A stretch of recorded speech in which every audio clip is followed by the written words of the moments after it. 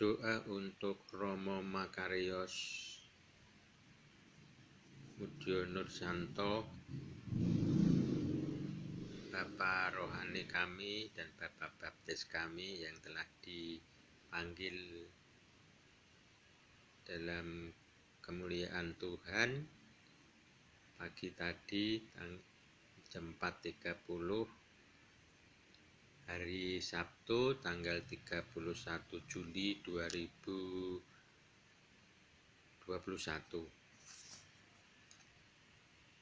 Kemuliaan bagi Sang Bapa, Sang Putra, serta Sang Roh Kudus. Amin. Ya Tuhan, Engkau telah mendengarkan Yusuf yang berduka atas kematian ayahnya, Yakub. Sementara ia menangis dan menciumnya.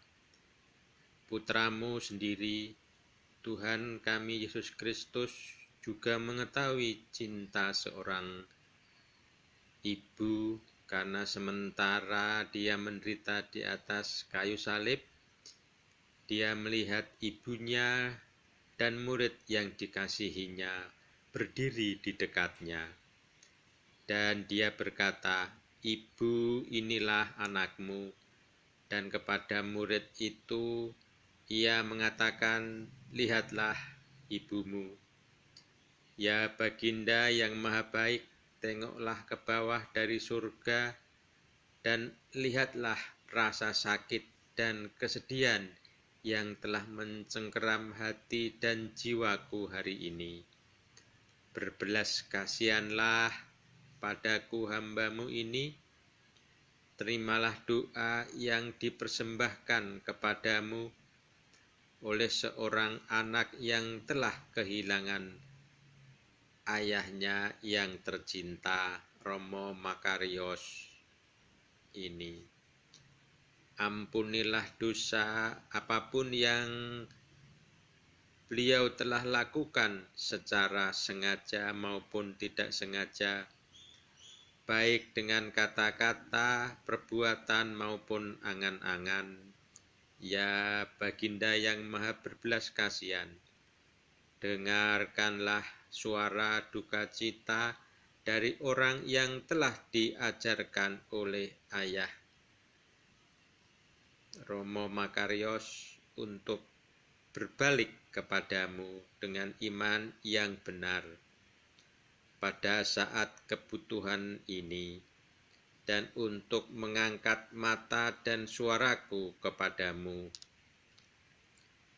Tunjukkan belas kasih-Mu, ya Tuhan, dan berikan istirahat kepada Romo Makarios dengan membuatnya orang yang ikut ambil bagian dalam berkat kekal-Mu, serta mengaruniakan padanya suatu tempat di sebelah kanan-Mu, karena diberkati dan dimuliakanlah Engkau sepanjang segala abad, dan bersatukan kembali dengan gereja-Mu yang kekal di dalam Firdaus Yerusalem baru.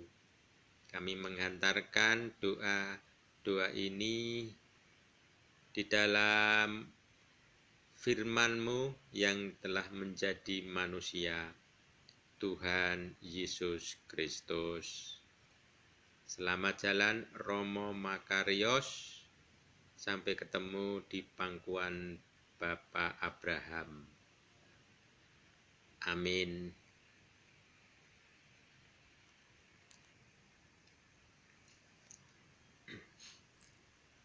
Saya berkenalan dengan Romo Makarios pertama kali terjadi perdebatan yang sering di Facebook sebelum Desember 2021.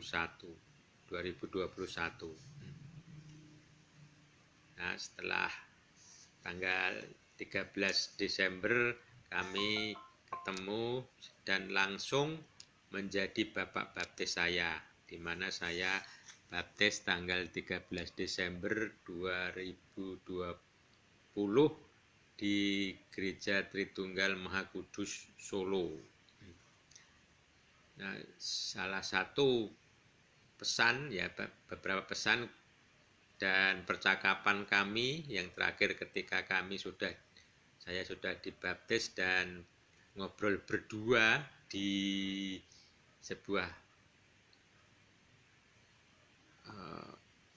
tempat makan. Beliau memberikan pesan-pesan atau percakapan yang sekilas saya cermati dan saya dengarkan, bahwa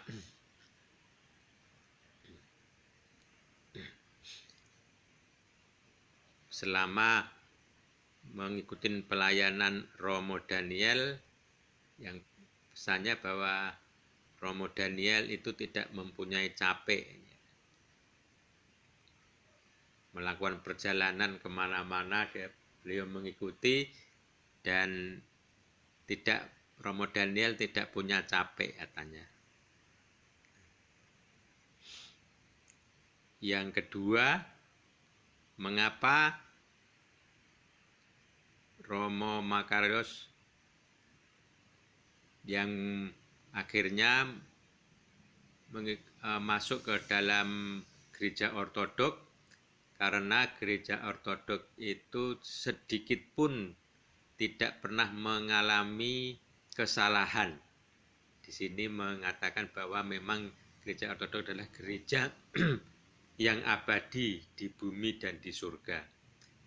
Sedikit pun tidak pernah mengalami kesalahan. Kita lihat di dalam setiap konsili gereja, dari konsili Yerusalem sampai konsili ke-7, gereja ekumenis, gereja ortodok tidak pernah menyimpang dalam menyalahi kesalahan, tidak mengalami kesalahan. Dan ini yang kemudian justru menolak bidat-bidat sepanjang segala abad, dari tahun Konsili Yerusalem tahun 48, tahun 325 di Nisea, dan seterusnya sampai tahun 787 Konsili Ekumenis, gereja yang abadi sampai kemenangan ortodoksia. Itulah yang pesan yang berikutnya dari Romo Makarios tentang gereja ortodok. Kemudian tentang percakapan juga tentang gereja Protestan dan Katolik. Ya, kalau gereja Protestan masih mending katanya, bahwa mereka masih memegang Alkitab, kitab suci. Tapi yang justru lebih memperhatinkan adalah gereja Katolik. Sudah tradisi tidak memakai tradisi gereja purba, kitab suci juga